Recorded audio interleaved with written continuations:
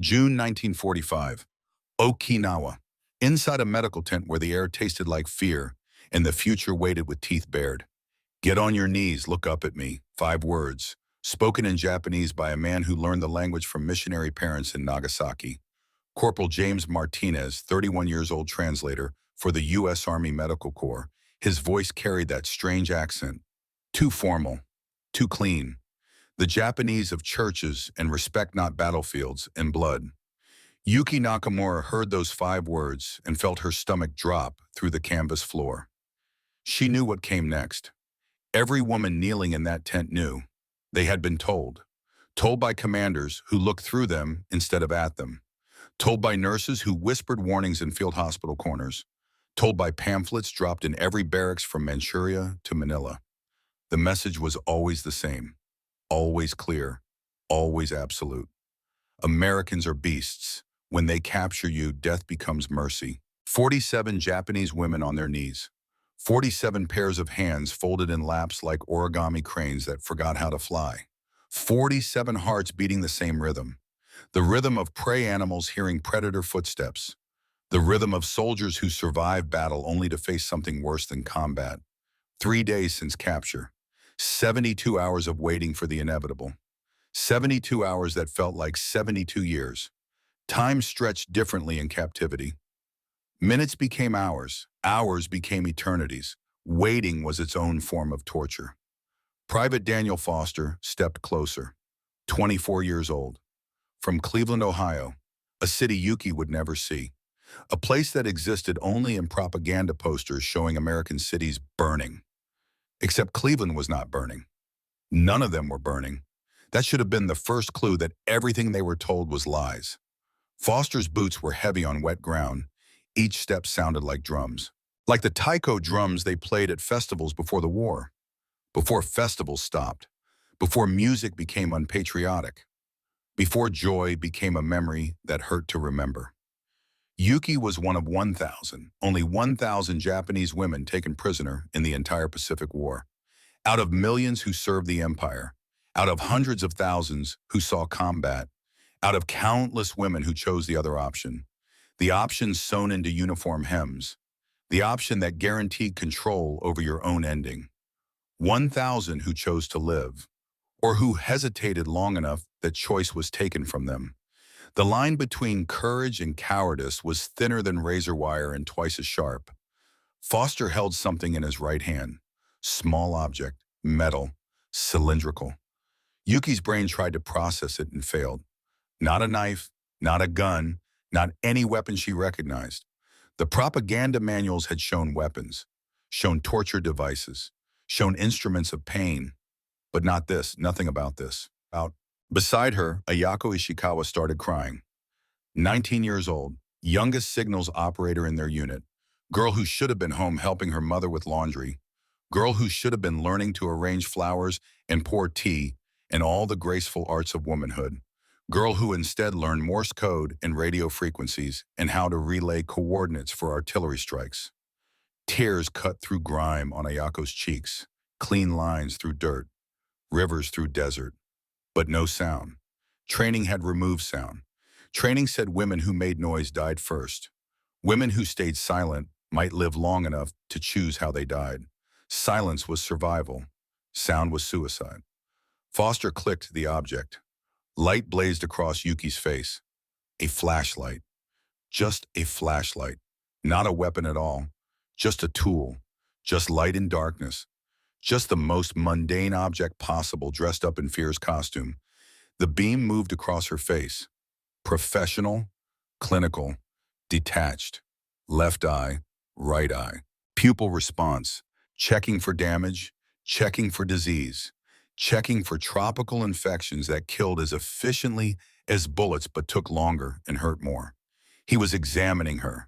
Not assaulting her, not beginning torture, not starting whatever horrors the propaganda promised, just examining, just doing a job, just following medical protocol that had nothing to do with cruelty and everything to do with keeping prisoners healthy.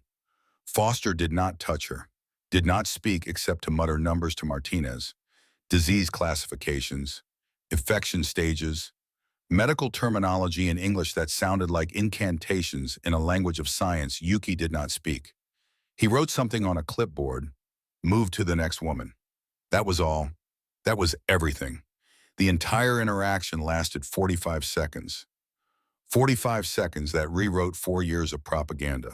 45 seconds that cracked the foundation of everything Yuki believed about enemies and nations and the nature of war itself. Her hands would not stop shaking, not from fear anymore, from something worse.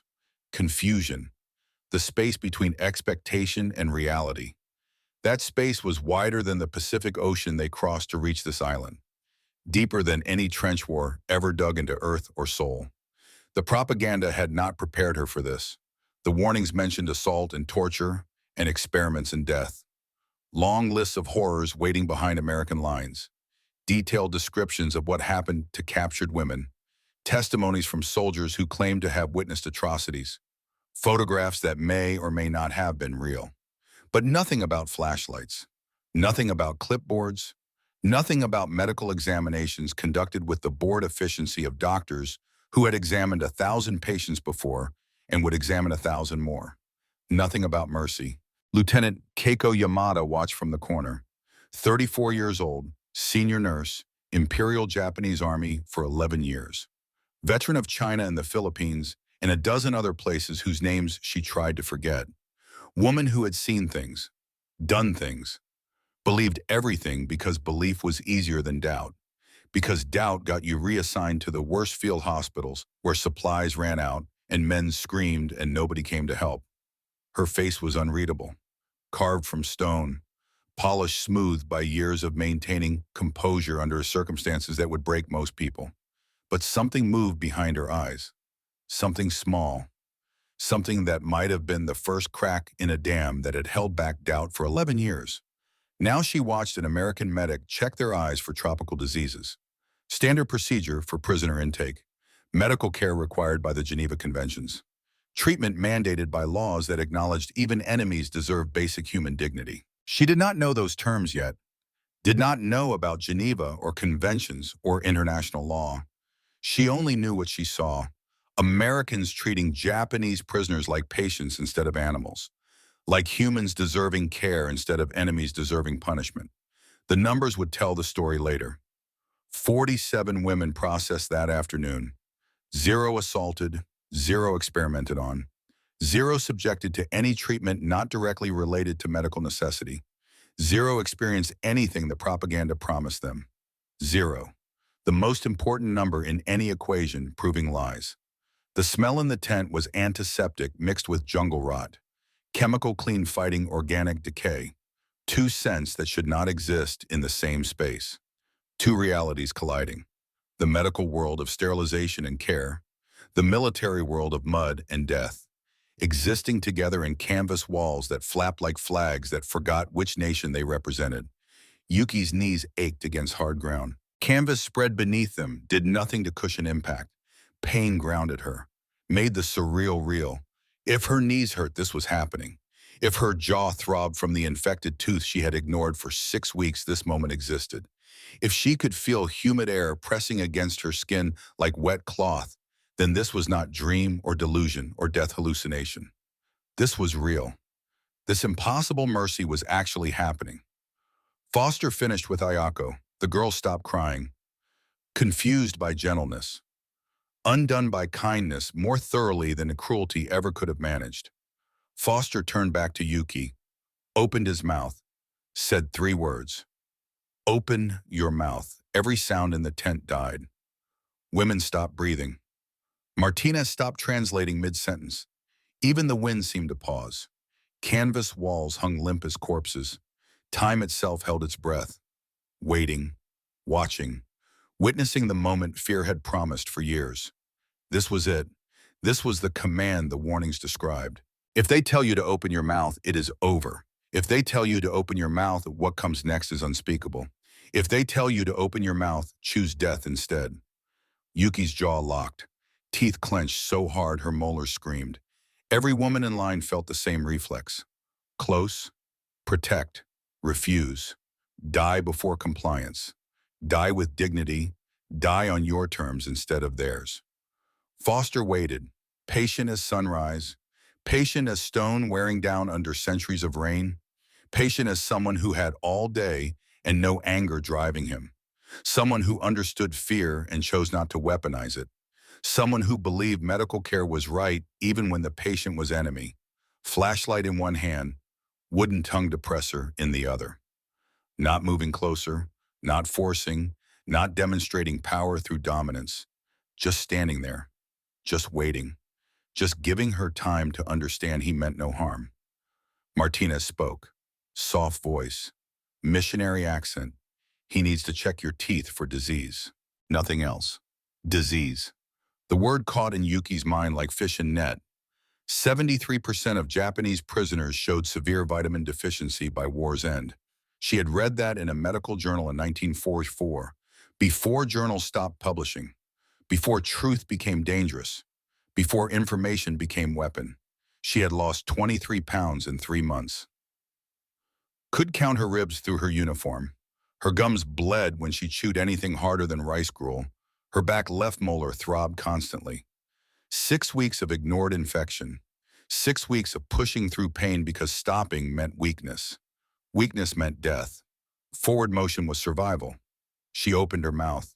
Foster leaned in. Did not touch. Did not put fingers inside. Just looked.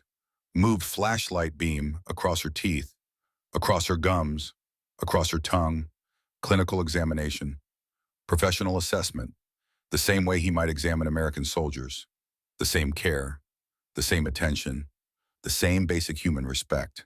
He wrote something on his clipboard, moved to the next woman, no hands in her mouth, no fingers down her throat, no violation of the space between lips and soul, no violence, just pencil scratching paper, just documentation, just a job. Ayako watched from behind, still processing, still rewiring her understanding of the world. Her turn came next. She opened her mouth faster than Yuki did, learned the same lesson, closed her mouth with the same confusion blooming across her face like flowers in time-lapse film.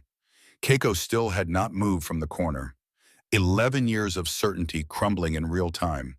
11 years of belief built on foundations that shook with each gentle action from enemy hands. She had seen Japanese military doctors work, seen them treat soldiers like equipment, seen them operate without anesthesia because pain built character, seen them view medicine as discipline instead of care.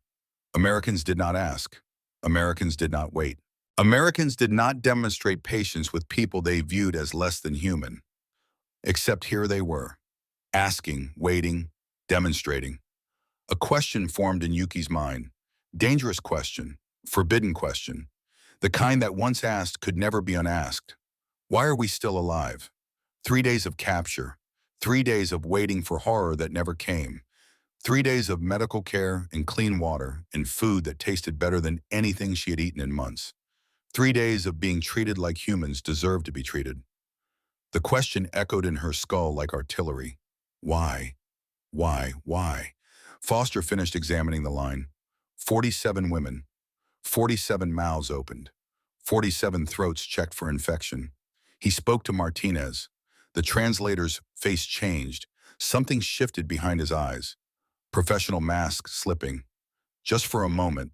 Just long enough to show concern. Martinez turned to Yuki, hesitated, chose words carefully. He says you need surgery. The word hit like shrapnel. Surgery. In Japanese military medicine, surgery meant one thing. One terrible thing.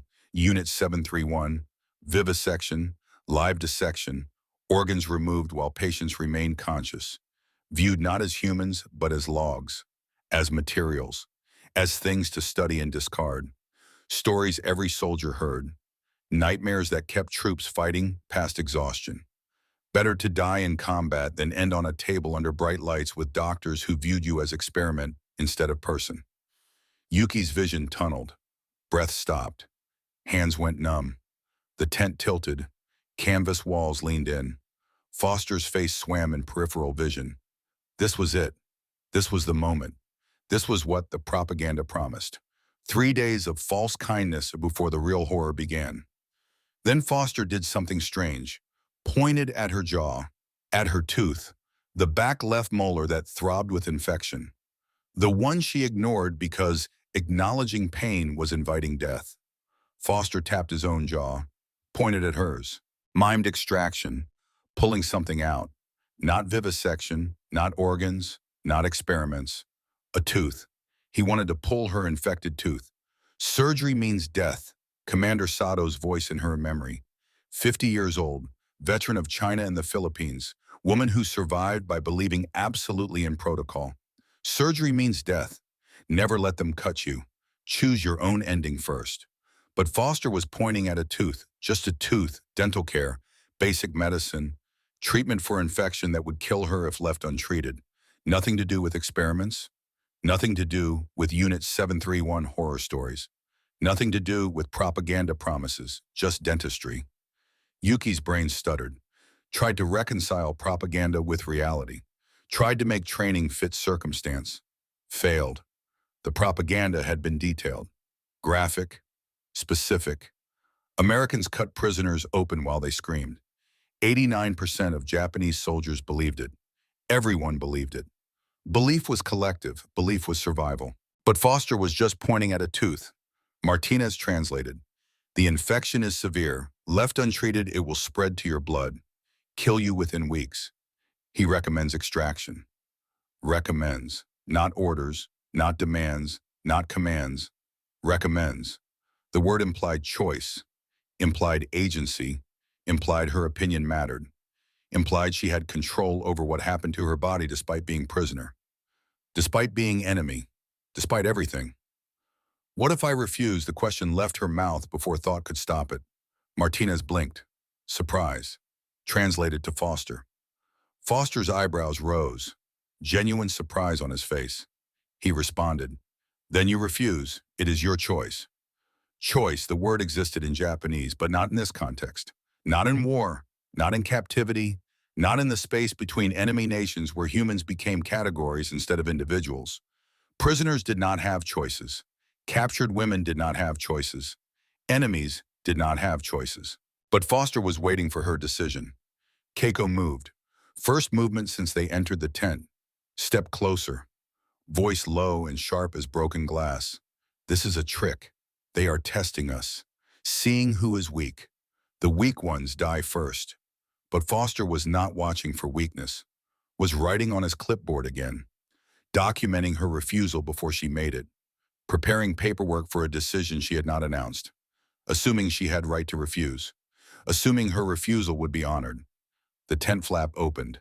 New presence. Woman in U.S. Army uniform. Captain's bars. Medical insignia. Dr. Margaret Chen entered. 29 years old, U.S. Army dentist. One of only 40 female military dentists in the entire Pacific Theater. Would perform 312 extractions this month. Keep meticulous records. Write detailed reports.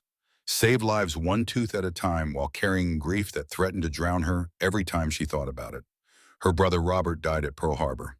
19 years old. USS Arizona. Body never recovered. Just gone. Erased. One moment writing letters about coming home for Christmas. Next moment nothing. Not even remains to bury. Just name on a memorial and hole in family that would never heal. Chen looked at Yuki's chart, looked at her jaw, spoke to Foster in rapid English. Medical terminology, professional communication. Language of people who do same job and trust each other completely. Martinez translated. She says the infection is worse than he thought. You should decide soon. Should. Still her choice, still her agency, still her body belonging to her despite everything. Yuki touched her jaw. The throb had become scream, pus and blood, and 6 weeks of neglect compressed into one molar determined to kill her. She knew what happened if she refused. Slow death, fever, delirium, sepsis spreading through blood, days of suffering ending in death that accomplished nothing. She knew what happened if she accepted. Maybe. The propaganda said accept their medical attention and die on a table. But propaganda also said they would assault women immediately, said they would experiment, said many things that had not happened. Not yet. Not in 3 days. Maybe not ever. Chen pulled something from her medical bag. Small vial. Clear liquid. syringe. And for the first time since capture, Yuki saw something that made no sense at all. Chen was filling the syringe. For her, for the enemy, for a Japanese woman who might die without treatment, preparing anesthesia, pain medication, mercy in liquid form, American anesthesia for a prisoner, for an enemy, for someone whose country killed her brother. Chen spoke. Broken Japanese, textbook pronunciation, but the meaning clear. This will hurt. I am sorry. Gomen nasai. American doctor apologizing to prisoner before treatment. The world tilted, reality refusing to align with expectation. Chen was apologizing for pain she was about to prevent, for discomfort during procedure that would save Yuki's life. Apologizing like Yuki was human, like Yuki mattered, like Yuki deserved consideration. The needle slid into her gum, cold pinch, sharp bite of metal through soft tissue. Then nothing. Numbness spread through her jaw like cold water poured into cup. The pain that kept her awake for 42 nights just stopped. Background noise that became silence. Constant companion that became absence. No pain. Why Yuki started crying before she realized it. Not from fear, from absence. The absence of expected cruelty. The absence of promised torture.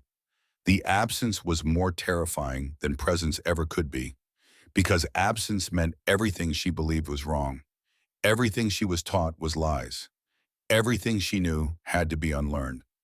Chen worked quickly, 4 minutes from first incision to final stitch. Yuki felt pressure but no agony, saw blood but no malice, heard metal instruments but no screaming, just dentistry, just medicine, just care provided by enemy who chose mercy over revenge. Nurse Lieutenant Patricia Walsh assisted, 26 years old, Irish-American from Boston. Survived Japanese attack on field hospital in Manila, watched 12 nurses die, watched friends bleed out while shells fell, watched the worst humanity could offer, and somehow still believed in better. Now she handed surgical tools to help Japanese woman. Enemy helping enemy. Victim helping perpetrator. Human helping human despite every reason not to. The extraction ended. Chen held up the tooth. Blackened, rotted. Root abscess visible to untrained eyes. 2 more weeks and Yuki would be dead. Infection spreading to blood. Organs failing one by one. Just another statistic in a war that dealt in millions. But Chen pulled the tooth, saved her life. Used American anesthesia and American medical care and American mercy on enemy who might have killed American soldiers given weapons and opportunity. Foster's notes read, severe dental infection, immediate extraction required, patient consent obtained per Geneva Protocol, not experiment orders, not vivisection prep, medical documentation, same paperwork for American soldiers, same forms, same care, same humanity. Yuki stared at the tooth, at Chen, at Walsh, at the syringe that held kindness instead of poison, at instruments that healed instead of harmed. She whispered to Martinez, in Japanese, military anesthesia is for officers only. Enlisted soldiers get nothing. You bite wood and endure. Martinez translated. Chen's face tightened. Something dark flashed behind her eyes. Anger, not at Yuki, at system that let soldiers suffer, at ideology that viewed pain as strengthening instead of torture. She says that is barbaric. Pain does not make you stronger. It just makes you hurt. Yuki closed her eyes. The numbness in her jaw matched numbness in her mind. Everything she knew was wrong. Everything she feared was lies. Everything she believed was propaganda. And now she sat in enemy medical tent tooth, extracted pain, managed alive when she should be dead. She opened her mouth to speak. Instead, something else came out. Laughter, small, broken, hysterical. Sound of mind rewriting itself in real time. Sound of certainty crumbling. Sound of propaganda meeting reality and losing. Then laughter became sobbing. Deep, wrenching swells that shook her whole body. Crying in front of enemy. In front of women she was supposed to lead. Weakness displayed. Vulnerability shown. Everything training said never to do. Chen did not mock, did not call guards, did not report breakdown for interrogation. She reached into her pocket, pulled out handkerchief. White cotton, American-made, clean, handed it to Yuki like offering grace itself. 67% of Japanese prisoners reported shame as dominant emotion upon receiving humane treatment. Not relief, not gratitude. Shame. Because kindness from enemies meant everything they believed was wrong, meant their side lied, meant the cause they suffered for was built on deception. Yuki held the handkerchief like holding something sacred. Soft cotton against calloused palms. It smelled like soap, clean soap. She had not smelled clean soap in 11 months. Your hands are shaking, I know. You are safe here. Chen paused. Something important coming. I know, that is the problem. Why is safety a problem? Yuki wiped her face. The handkerchief came away gray with grime, wet with tears. She should return it. It was ruined. But her hands would not release it. Your brother died at Pearl Harbor. Martinez had told her during extraction. Tried to keep her calm with conversation. Mentioned Chen lost someone. 19 years old, same age as Ayako. Why are you helping me? Your brother is dead because of us. Martinez translated. Chen's face did not change. She responded slowly, carefully. My brother is dead. Hating you will not bring him back. Hurting you will not bring him back. But helping you. Maybe that means something. Maybe it does not. But it is what I chose. Then Chen did something that stopped every thought in the tent. She spoke in Japanese. Not through Martinez, directly. 3 words. Broken pronunciation. Perfect meaning. Watashi wa yurusu, I forgive you. The syllables hung in humid air. American woman whose brother died in Japanese attack, speaking Japanese to say she forgives. Speaking enemy's language to offer grace enemy did not ask for. Speaking forgiveness when revenge would be justified. Yuki stopped breathing. Ayako's hand flew to her mouth. Keiko's rigid posture cracked. Something shifted behind her eyes, 11 years of certainty beginning to fracture. Why? Why would you learn our language? Why would you forgive? Chen understood enough. She responded in English. Martinez translated, because someone has to be first. Someone has to stop the cycle. If not me, who? If not now, when? And in that moment, something changed. Not everything, not immediately, but something. A crack in the wall between enemy and human. A crack that would grow. A crack that would let light through. A crack that would matter for 58 years. But first it had to break wider. And breaking always hurts more than staying broken ever could. That evening in the barracks, Keiko gathered women who would listen. She stood near her bunk. Back straight, shoulders square. Military posture maintained through 11 years of service and 2 years of grief. Her voice carried the authority of rank and certainty. The certainty of someone who had never been proven wrong. Until today. Until a flashlight and a tooth and 3 words in broken Japanese. What happened today changes nothing. 15 women sat on bunks, listening, some nodding, others uncertain. Yuki sat in the back, silent, handkerchief still clutched in her hand. Tooth socket still numb. Mind still reeling. They gave anesthesia. So what? They spoke kind words. It is manipulation, standard tactics for breaking prisoners. Make them comfortable. Make them grateful. Make them compliant. Then the real work begins. Keiko's voice did not waver, did not crack, did not show the doubt creeping through her certainty like water through dam cracks. We are Japanese women. We have honor. That honor means refusing enemy charity. My son died rather than surrender. Are we less brave than a 17-year-old boy? The words landed like stones in still water. Ripples spreading. Some women flinched. Others straightened. Keiko's son. Takeshi, kamikaze pilot, dead at 17. The grief she carried like shield. The loss she weaponized into ideology. From now on, no one accepts American medical treatment. Anyone who does is traitor.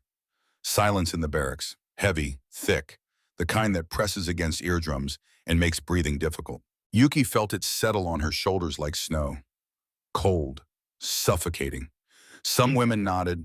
Keiko spoke to their confusion, their guilt, the shame of accepting enemy kindness, the fear that comfort meant betrayal. Better to suffer with honor than survive with shame. Others looked uncertain. Ayako among them, 19 years old, still processing the flashlight that was not weapon, still trying to reconcile propaganda with reality. Yuki said nothing, but her jaw ached where the tooth was, or where it had been. The absence of pain was presence of mercy, and mercy was more terrifying than cruelty because mercy required reevaluation of everything.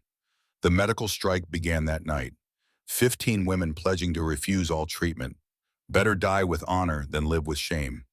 Keiko's faction versus the survivors. Camp dividing along invisible line, drawn in ideology instead of reason. Days passed. The division deepened. Women who accepted treatment sat separate at meals, spoke in whispers, avoided eye contact with Keiko's group, treated like collaborators, like traitors, like women who chose survival over loyalty. Keiko led mourning formations for her faction, 15 women standing rigid while others lined up for medical checks, 15 women refusing examinations, refusing medications, refusing care that could keep them alive. Foster tried, spoke through Martinez, explained disease progression, explained infection risks, explained that refusing treatment helped no one, harmed only themselves. Keiko stood firm. We need nothing from Americans. Chen tried, spoke broken Japanese mixed with English, offered care, offered medicine, offered dignity of health. Keiko refused. We maintain honor through refusal. Captain Helen Rodriguez watched. 41 years old, camp administrator, lost husband and son at Bataan Death March. Watched them march away in 1942. Never saw them again. Bodies never recovered. Just names on memorial. Just holes in heart that never healed. She had every reason to hate Japanese, every justification for cruelty, every excuse for neglect. But Geneva Conventions required care. International law demanded humanity. And Rodriguez believed in law even when emotion screamed otherwise. She called Chen to her office on day 6 of the medical strike. Doctor, you are spending too much time with prisoners. Chen stood at attention. Yes, ma'am, fraternization beyond medical necessity. I have received complaints. Some men lost friends to Japanese. They do not understand why you care so much. Chen's jaw tightened. They are prisoners, yes, but they are also patients. I took oath to do no harm. That oath has no nationality clause. Rodriguez studied her. Tired eyes, lines around mouth, face that carried too much loss. I am not ordering you to stop treating them. I am ordering you to maintain professional distance. No more conversations, no more personal interaction. Treat and move on. Yes, ma'am. But Chen's voice carried something. Not quite defiance, not quite agreement, something between, something that said she heard the order but had not decided whether to follow it. Week 2 of the medical strike. 3 women seriously ill now. Infections spreading. Dysentery weakening bodies already fragile from malnutrition. Fevers climbing. Keiko still forbade treatment. Death is preferable to betraying our values. Yuki watched one woman collapse during formation. Dehydration, fever, body shutting down from refusing care. Foster carried her to medical tent. She screamed, fought, spit, called him demon in Japanese. Keiko watched and approved. Good. Resistance. But Yuki saw something else. Saw ideology killing someone who could be saved. Saw pride murdering mercy. Saw certainty destroying life. She confronted Keiko that evening, voice quiet but firm. They are dying. Your ideology is killing them. Keiko's eyes were hard. My ideology kept Japan strong for centuries. Weakness is what is killing them. They are weak because they want American mercy. Are they weak?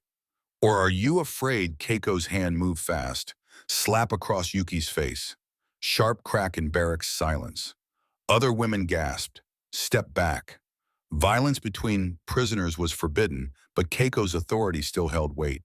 Yuki touched her cheek, did not cry, did not retaliate. Just looked at Keiko with steady gaze. You are afraid, afraid that if Americans are kind, then everything you believed is wrong. Everything your son died for is lie, and you cannot accept that. So you kill women to prove your certainty. Keiko's hand trembled, not from rage, from something deeper, something that might have been the first crack in armor she wore for 2 years. My son died with honor. Your son died because old men sent young boys to crash into ships. That is not honor. That is waste. Keiko raised her hand again, but this time it stopped midair, hung there, shaking, then dropped. She turned away, said nothing. But something shifted. Something broke. Something let light through. Day 14 of the medical strike. Keiko developed fever. She did not tell anyone, kept formation, maintained discipline, led her faction with same rigid certainty. But Yuki noticed the pale skin, the sweat on forehead despite cool morning, the way Keiko favored her left leg. Old wound, shrapnel from Okinawa battle, cut on her calf that she wrapped in dirty cloth and ignored. Now red streaks spreading from wound, climbing toward knee like vines. Blood poisoning, sepsis, death crawling up her leg while she maintained honor. You need medical attention. Keiko's voice was sharp. I need nothing from them. That afternoon, Keiko collapsed. She stood for a formation and her leg gave out, just buckled. She fell sideways, hard, did not catch herself, just hit ground like puppet with cut strings. Women screamed, ran to her. Yuki reached her first, touched her forehead. Burning, fever 104 at least. Maybe higher. Keiko's eyes were open but unfocused. Delirious. Get Foster. Women carried Keiko to medical tent. Chen examined the wound. Red streaks past knee now, reaching toward hip. Sepsis, advanced. Without treatment, she had days. Maybe less. Foster spoke to Chen in English. Rapid. Urgent. Medical terminology. Yuki did not understand. Chen nodded, spoke back, decided. She needs surgery, needs to drain abscess, needs antibiotics, needs care now. Yuki translated for others. Keiko stirred, semi-conscious. Heard word surgery, eyes widen. Tried to speak. No, no treatment. Refuse, I refuse. Then she passed out, unconscious. Fever stealing consciousness. Body shutting down from infection. From pride. From certainty maintained past the point of survival. Chen looked at Foster. We operate anyway. Foster hesitated. She refused treatment. Multiple times. Witnesses heard. This violates her stated wishes. She is dying. I will not let her die because of propaganda lies. Captain Rodriguez appeared in tent doorway. Had heard the commotion. Walked over. Looked at Keiko's leg. Looked at Chen. Doctor, you are violating protocol. She explicitly refused treatment. Multiple times, Martinez confirmed. Martinez nodded reluctantly. Yes, ma'am, she refused repeatedly. Chen's voice was steel. I am violating her refusal, yes. But I am honoring my oath. She is dying because of lies. I will not let lies kill her when I can save her. This could be court-martial offense. Then court-martial me. I am operating anyway. Rodriguez studied Chen for a long moment. Two women, both carrying loss, both choosing different responses. Rodriguez lost family and held on to law. Chen lost brother and held on to mercy. You have 2 hours. After that, I file report. Rodriguez walked away, did not approve, but did not stop. Sometimes that was enough. Chen and Foster operated. 45 minutes, draining abscess, cleaning wound, antibiotics through IV, stitches, bandages. Professional medical care provided to enemy who refused it. Life saved despite protest. Mercy given regardless of permission. Keiko woke next morning, confusion first, then memory, then rage. She realized where she was. What happened? Who saved her? You had no right. Chen sat beside bed, calm. You were dying. I am doctor. I saved you. I refused treatment. You violated my wishes. This is assault. You were unconscious. Dying, I made choice you could not. You had no right. Keiko's voice broke. I wanted to die with honor. And I wanted you to live. My choice versus yours. I chose life. You can hate me for it. That is your right. But you are alive to hate me. That matters more. Keiko tried to sit up. Pain stopped her. Collapsed back against pillow. Tears of rage and frustration. Why? Why would you save someone who hates you? Someone whose people killed your brother? Chen pulled chair closer, spoke slowly so Martinez could translate clearly. My brother Robert died December 7th, 1941, USS Arizona. They never recovered his body. He was 19, wanted to be teacher, loved baseball, wrote letters every week until he could not. Keiko listened despite herself, despite anger, despite everything. For years, I hated every Japanese person, hated the pilots, hated the commanders, hated the ideology. But hating did not bring him back. So I learned your language. 14 weeks, 3 hours daily, while other doctors slept. Why to say 3 words? Watashi wa yurusu. I forgive you. Keiko started crying. First tears since receiving telegram about son's death. 2 years of frozen grief melting. In enemy medical tent. With enemy doctor. With woman who saved her life against her will. 2 days later, Foster entered with supplies. Chen was changing Keiko's bandage. Infection clearing. Healing properly. Life returning to leg that almost killed her. Foster set supplies down. Looked at Keiko. Not clinical look. Something else. Something sad and understanding. You said your son was kamikaze pilot. Keiko stiffened. What of it? How old was he? Long pause. 17. Foster reached into his pocket, pulled out worn photograph. Same one he showed Ayako weeks ago. Set it on table beside bed. My brother, Thomas, 18, died at Iwo Jima, February. Keiko stared at photograph. Young American boy, freckled face, kind eyes. So young, like Takeshi, like all the boys who died too young. Why show me this? Because you asked Chen why she forgives. I want to show you why I do too. Foster sat on chair opposite bed. Thomas wrote letters every week. Talked about coming home, starting college, teaching history. Last letter said he was scared. Long silence. Then Keiko spoke. First soft words in days. My son Takeshi wanted to be engineer. Build bridges, he said. Connect islands. Instead, they taught him to fly into ships. Foster nodded. Wanted to build. Taught to destroy. That is war. Stealing boys who want to create. Making them kill. Keiko reached into her pocket, pulled out small locket, opened it. Photo of Takeshi, 17, pilot uniform, taken day before final mission. She showed it to Foster. Foster took locket carefully, like holding sacred object, stared at Japanese boy's face. He looks like Thomas. Same eyes, same almost smile, same understanding he might not come home. Chen watched from corner, tears streaming down her face. 2 people who should be enemies, sharing photographs of boys they loved and lost, boys who never knew each other, but who died in same war, under same sky, for same old men who sent young men to die. Foster spoke. Takeshi and Thomas, same age, same war. Through Martinez. Onaji Sora no Shita de Shinda. Died under same sky. Keiko's tears fell. First time crying in front of anyone since son's death. 2 years of grief breaking. In enemy medical tent. Holding enemy's brother's photograph. Did my son suffer when your people killed him? Was it fast? Foster was honest. I do not know. I was not there. Cannot give you comfort I do not have. Pause, but I know this. He was someone's child. Like Thomas. Like every boy who died was someone's child. Keiko handed back photograph. May I keep looking at Takeshi's photo a moment longer? Keep it. I have the memory here. Foster tapped his chest. Keiko held photo against her heart. 2 mothers, 1 American doctor, 1 Japanese nurse. Same grief, different uniforms. War stole their boys but could not steal their humanity. That evening, Chen returned to check wound. Keiko was quiet, processing, rewiring understanding of world. Chen finished bandaging, sat back, looked at both Keiko and Yuki who had been visiting. I want to invite you to dinner.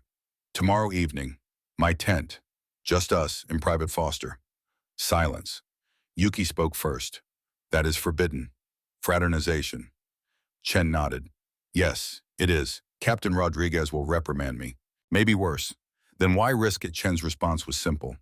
Because rules that prevent humanity are bad rules. Because my brother would want me to. Because if we cannot share a meal, we will never stop killing each other. The weight of invitation hung in air. Not just dinner, act of rebellion against both militaries. Japanese would call it collaboration. Americans would call it fraternization. Both could mean severe punishment. Keiko was silent for a long time. 11 years of military training. Son died for emperor. Husband died believing in cause. Now enemy inviting her to dinner. Internal battle visible on face. If I accept, I betray everything I believed. If I refuse, I betray everything I am learning. Chen waited patiently. No pressure, no demands, just invitation, just choice. Aww. Finally, Keiko spoke. What will you serve? Chen blinked, surprised. Rice, some vegetables, American rations, what we have. Will there be tea? I can make tea. Long pause, Keiko's voice broke. My son loved tea, said it made him think of home. Before his final mission, we had tea together. He told me, Mother, whatever happens, remember I loved you. I have not had tea since. Then we will have tea, and we will remember our boys together. That night, Yuki returned to barracks. Other women gathered around. What happened? How is Lieutenant Yamada? She is alive, healing, and she is going to have dinner with the Americans.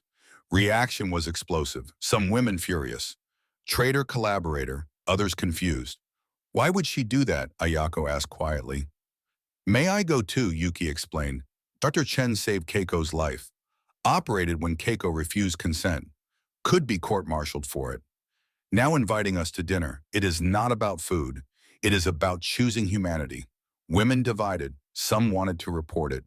To whom they were prisoners. Others wanted to join. Most just confused. Old certainties crumbling. New understanding not yet formed. In between was fear, anger, hope. That night, Yuki wrote in hidden journal, tomorrow we eat with the enemy, or maybe we eat with people who stop being enemy. I do not know which is more terrifying. Hating them was simple. Understanding them is complicated. But Keiko is alive because Chen chose complication. Maybe complicated is how we survive. Outside, American soldiers prepared for duty rotation. Inside, Japanese prisoners prepared for sleep. Between them, walls were crumbling. Not physical walls, ideological walls. The walls built by propaganda and fear, and years of being told the other side was not human. Tomorrow those walls would crack wider, over tea and rice and photographs of dead boys, over conversation between people who should be enemies but chose to be humans instead. But tonight uncertainty reigned. Keiko lay in her bunk touching Takeshi's photograph. Yuki held Chen's handkerchief. Both women processing impossible mercy. Both trying to understand how forgiveness could exist between nations at war. Chen sat in her tent preparing. Rice measured, tea leaves counted, space arranged.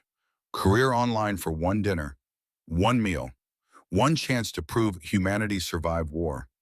Foster cleaned Thomas's photograph, prepared to share grief with woman who lost son to same war that took his brother, prepared to build bridge between enemies using only honesty and shared loss. Rodriguez wrote report, documenting Chen's protocol violation, documenting fraternization, documenting everything, but also documenting hesitation, documenting understanding, documenting the space between law and mercy where humans lived. Tomorrow would bring answers, or more questions, or both. But tonight brought preparation, the slow, careful work of building peace one dinner invitation at a time, one conversation at a time, one choice at a time. The medical strike ended that evening. Keiko's faction dissolved. 15 women accepting treatment. All survived. All learned same lesson. Ideology could not cure infection. Pride could not stop fever. Only medicine could save them. And medicine came from enemy hands. But those hands were gentler than expected. Kinder than propaganda promised. More human than training allowed. And that was most dangerous truth of all. Because once you saw enemy as human, you could never unsee it. Once you accepted mercy from hands supposed to harm you, you had to rewrite everything. Once you shared grief with people you were supposed to hate, hate became harder than understanding. Tomorrow they would share meal, share stories, share humanity across divide that should not be crossable. Tomorrow they would prove war could end, not through surrender, not through victory, but through choice, through seeing, through remembering that everyone lost someone, everyone grieved someone, Everyone was somebody's child. Tomorrow. But tonight they prepared for the most dangerous act in war, the act of eating together, of seeing each other as worthy of care instead of combat, of choosing to be human when it would be easier to remain enemy. The moon rose over Okinawa, same moon that rose over Cleveland and Tokyo, same moon that lit both American cities and Japanese villages, same moon that did not care about nations or ideologies or propaganda, moon that only knew light and darkness, and sometimes in spaces between humans choosing light. The next day, Chen prepared for dinner that could end her military career. She requested extra rations from supply. Cook Sergeant Davis asked why. Special medical necessity, she said. Davis was suspicious but approved. Doctors got latitude that other ranks did not. Medical necessity covered multitude of decisions. Foster helped set up her tent. Small table borrowed from mess hall. Mismatched chairs. White rice precious as gold. Canned vegetables from American supplies. Powdered milk. Tea leaves from Chen's personal stash sent from home 3 months ago. Simple meal but carefully prepared. Every detail mattered. Every choice carried weight. Martinez agreed to attend as translator. He hesitated first. This violates fraternization protocols. Chen's response was direct. I know, you do not have to come. Martinez considered. My parents were missionaries in Japan, taught me enemy is just person you have not understood yet. I will translate. His presence made it official, made it witnessed, made it real. 3 Americans, 2 Japanese, 5 people choosing humanity over regulation, 5 people proving mercy survived war. Captain Rodriguez discovered the plan 2 hours before dinner. She intercepted Chen outside the medical tent. I have heard rumors about tonight. Tell me they are not true. Chen stood at attention. I am having dinner with patients, Rodriguez's voice was steel, with enemy prisoners, in violation of protocol, the confrontation everyone expected. The moment where law met mercy and someone had to choose which mattered more. Rodriguez stepped closer. I lost my husband and son to Japanese at Bataan. 76 days they kept us. Starved us, beat us. My son was 14 years old. Her voice cracked on the number. 14. Child who should have been playing baseball. Boy who should have been worried about homework. Son who instead marched into jungle and never came home. You are asking me to let you dine with people who did that. Chen met her eyes. I am not asking permission. I am informing you it is happening. You can court-martial me tomorrow. But tonight I am having tea with a woman whose son died at 17, who hates me but is learning not to. That is worth my career. Rodriguez's jaw worked, processing, calculating, weighing law against humanity, weighing regulations against mercy, weighing everything she believed against everything she felt. Long silence, canvas flapping, distant voices, camp sounds of military life continuing while this moment held suspended. You have 2 hours. After that, I file report. Rodriguez walked away, shoulders tight with conflict. Did not approve, but did not stop. Sometimes that was enough. Sometimes choosing not to prevent was its own form of permission. Evening arrived. 5 people gathered at Chen's tent. Dr. Margaret Chen, host, career online, brother dead at Pearl Harbor, choosing mercy anyway. Private Daniel Foster, supporter, brother dead at Iwo Jima, carrying grief that made him gentler instead of harder. Corporal James Martinez, translator, bridge between worlds. Missionary parents gave him language. War gave him purpose. Lieutenant Keiko Yamada, true believer breaking. Son dead as kamikaze, certainty crumbling into understanding.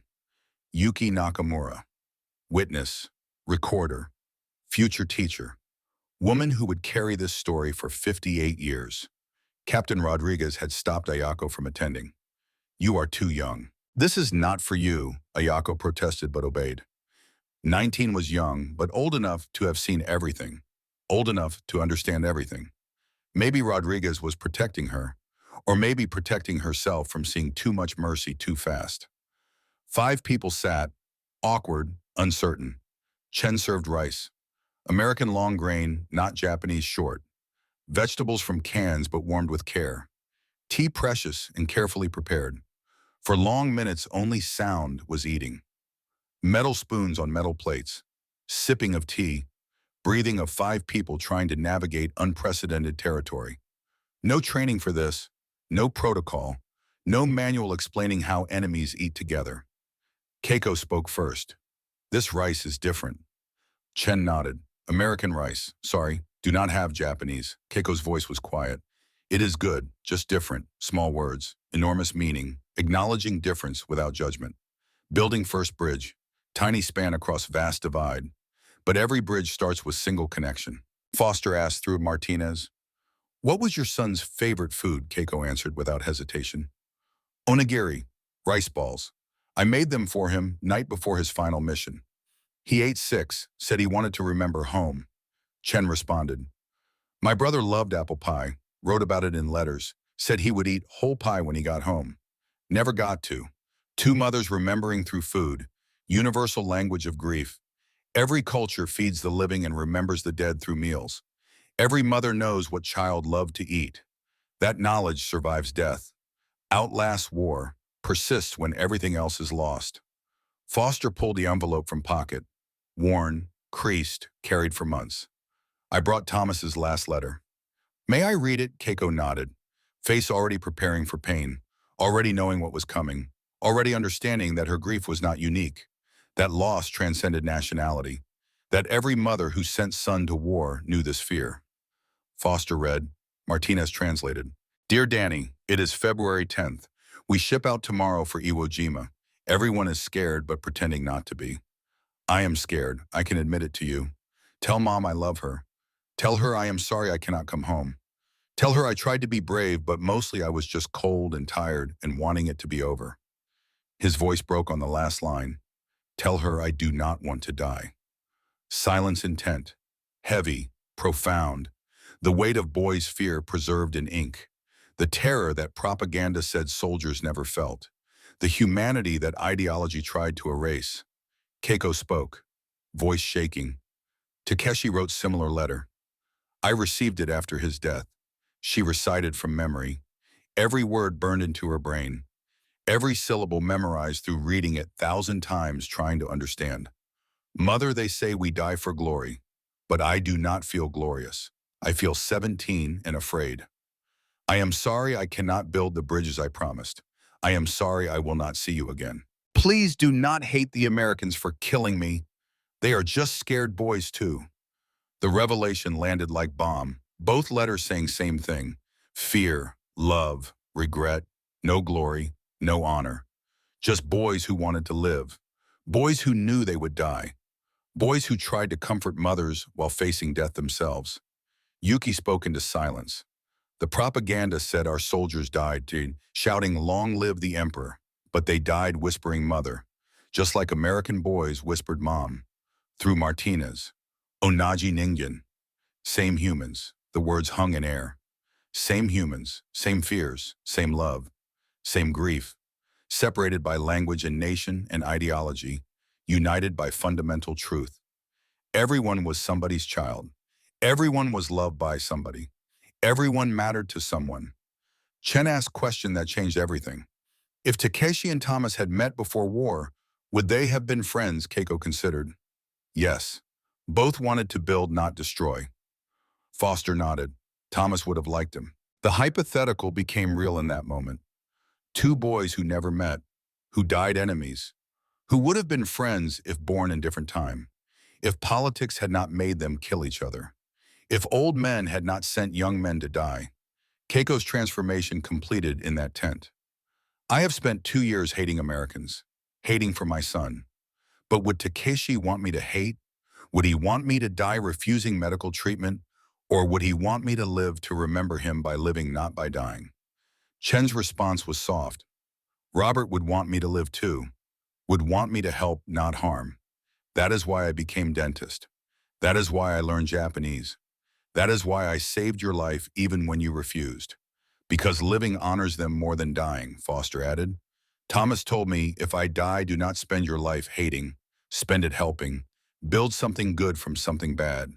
That is what I am trying to do by being here with you. Building bridge my brother and your son never could. Chen served final course. Tea. Japanese green tea from her personal supply. Precious. Rare in military camp. Poured carefully into mismatched cups. Ritual performed with respect even in enemy tent, even during war. They drank in silence. Ritual.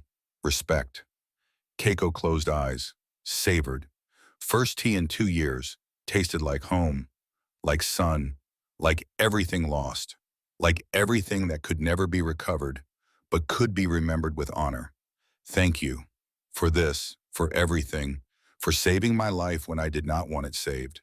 For teaching me hate is choice, not destiny. Chen's response. And thank you for teaching me forgiveness means something. Words are easy. Living it beside person you are forgiving, that is hard. You made it real. Foster raised cup. To our brothers, to our sons, may they rest knowing we are trying. Keiko raised hers. To Takeshi and Thomas and Robert. To all the boys who wanted to build bridges. Yuki raised hers. To choosing humanity when it is hardest. They drank. 5 people. 2 nations. 1 moment. 1 choice. 1 proof that mercy survived when everything else died. The dinner ended at 2 hours exactly. Rodriguez's deadline. They parted with bows and handshakes. Chen to Keiko. You are welcome in my tent anytime. Keiko to Chen and you in my prayers. First time enemy became friend. First time hate transformed into understanding. First time humanity won over ideology. Not permanently, not everywhere, but here, now, in this tent, with these people. It was enough. Next morning, Chen was summoned to Rodriguez's office. Rodriguez sat behind a desk. Official report written. Formal. By the book. Dr. Chen, you violated fraternization protocols. Multiple witnesses confirm. Dinner with enemy prisoners. Personal conversation. Sharing rations. Chen stood at attention. Yes, ma'am, I did. Would you do it again? In a heartbeat, ma'am. Rodriguez's face was unreadable. This report will go in your permanent file. Could affect promotion. Could affect post-war career. Could result in court-martial if higher-ups pursue. Do you understand consequences? I understand, ma'am. Then Rodriguez did something unexpected. Pulled second piece of paper from drawer. This is my personal addendum to report. She read, while Dr. Chen violated protocol, her actions prevented death of prisoner who had refused treatment. Furthermore, her engagement reduced hostility among POWs, improving camp stability. I cannot officially condone her actions, but I will not pursue court-martial. Chen blinked. Ma'am, Rodriguez's voice softened. My son was 14 when he died at Bataan. If a Japanese doctor had saved his life even against his wishes, I would have wanted that doctor to violate protocol. Dismissed. Chen kept the official reprimand, framed it, hung it in her tent. Foster saw it days later. You are proud of that? Chen's response was simple. It is proof I chose humans over rules. When rules prevent mercy, break them. That is worth remembering. Other soldiers reacted, some angry, fraternizing with enemy, some supportive. She saved a life. Most just confused. War made certainty easy. Peace required complexity. Among prisoners, Keiko's medical strike ended officially. If doctor will violate rules to save us, we should accept saving. 15 women received treatment. All survived. Keiko's authority shifted from enforcer to healer. Yuki observed. One dinner changed everything. Not because food was special, because humans stopped being categories, stopped being enemy and ally, started being Margaret and Keiko and Daniel. Names matter. Humanity has names. August 1945. War ended. Atomic bombs fell. Japan surrendered. POWs prepared for repatriation. October 1945, Yuki and Keiko returned to Japan. Devastation everywhere. Tokyo barely recognizable. Osaka in ruins. Hiroshima and Nagasaki erased. Cities that held millions now held rubble, and ghosts and survivors who looked like ghosts themselves. But they were alive. Chen kept them alive. Foster kept them alive. American mercy kept them alive when American bombs killed millions. The contradiction was impossible to reconcile. So they did not try, just carried both truths. War killed, mercy saved. Both were real. Chen and Foster remained in service until discharge. December 1945, Chen returned to Ohio. Private dental practice. Small office. Patients who asked about framed reprimand hanging on wall.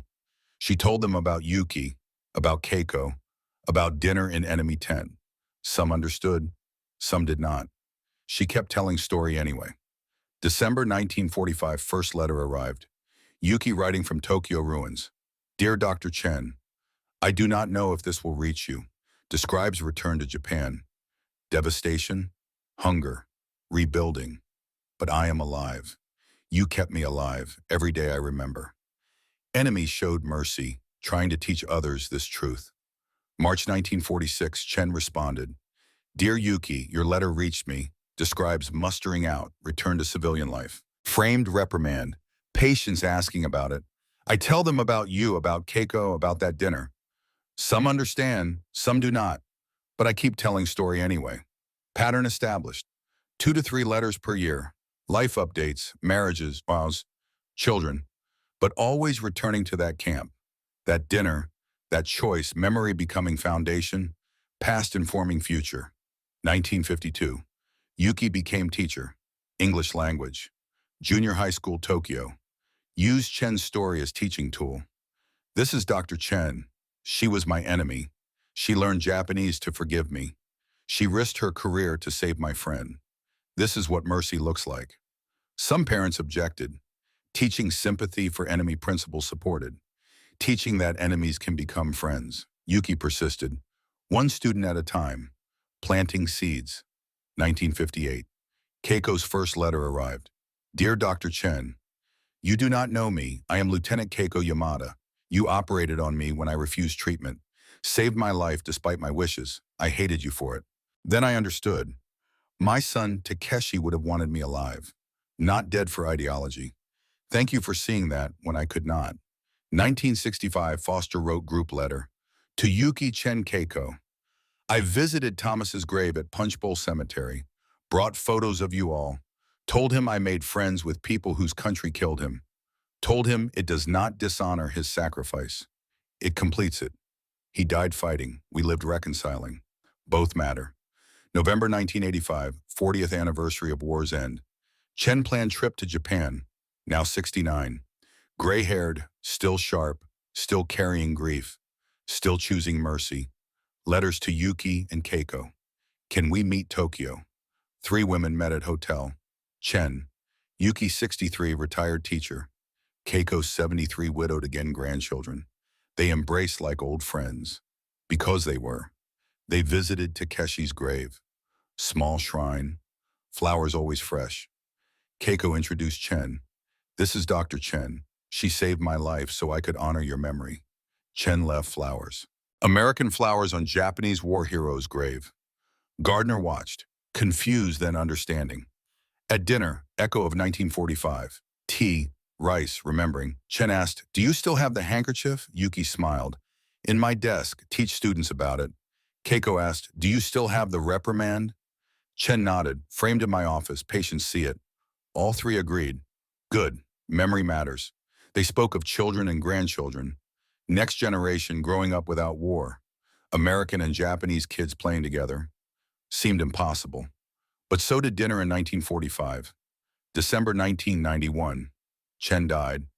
Age 75. Heart attack, sudden, peaceful. Her daughter Sarah wrote to Yuki and Keiko. Mother kept every letter you sent, stored in special box. Read them before she died. She said you 3 shared something no one else could understand. You chose humanity when it was hardest. Yuki attended funeral, flew to Ohio, small ceremony, family, and patience. Yuki spoke. Dr. Chen taught me enemy is just friend you have not met. She learned my language to forgive me. She risked her career to save my friend. She proved mercy is stronger than hate. Chen's framed reprimand displayed at funeral. Violation of protocol worn as badge of honor. Proof that sometimes breaking rules is most honorable thing you can do. 1998, Foster died. Age 77, lung cancer, served 30 years military. Left journals describing that dinner. Most important meal of my life. Taught me Thomas's death could mean something. Could build instead of just mourn. Journals donated to Army Medical Museum. 2001 Keiko died, age 89, peacefully, surrounded by grandchildren. Last words about Takeshi and Thomas, about boys who would have been friends, about bridge finally built across ocean of grief. 2003 Yuki's final interview, age 81, documentary crew, oral history project, filming in her home. She held handkerchief, 58 years old, faded, stained, sacred. Why keep this handkerchief so long? Yuki's response, because it represents the moment enemy became human. Dr. Chen gave it to me when I cried after tooth extraction. American cotton, clean, kind. I was supposed to die rather than accept enemy mercy.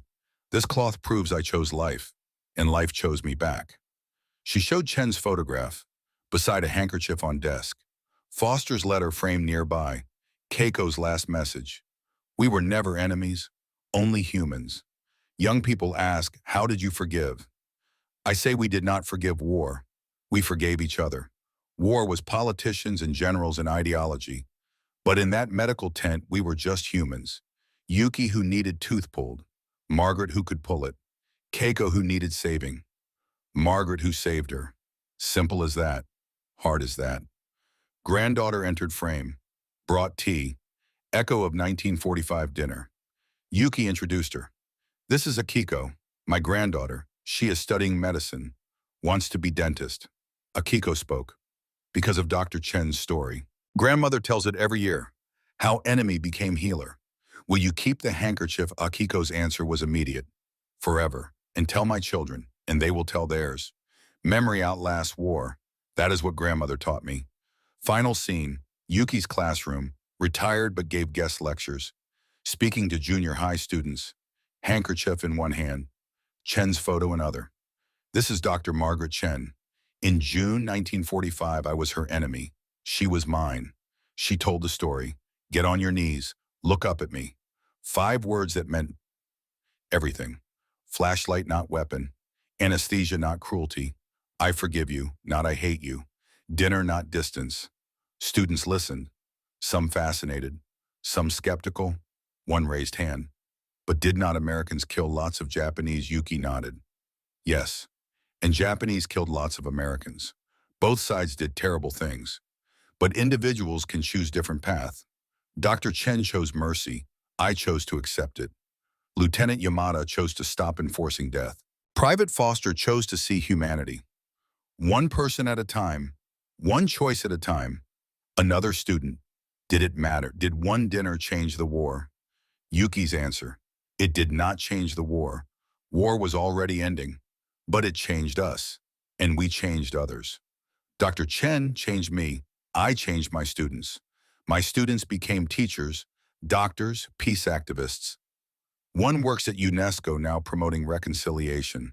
That is how change happens. Not huge moments. Small choices multiplied. Bell rang. Students left. Yuki remained. Holding handkerchief and photo.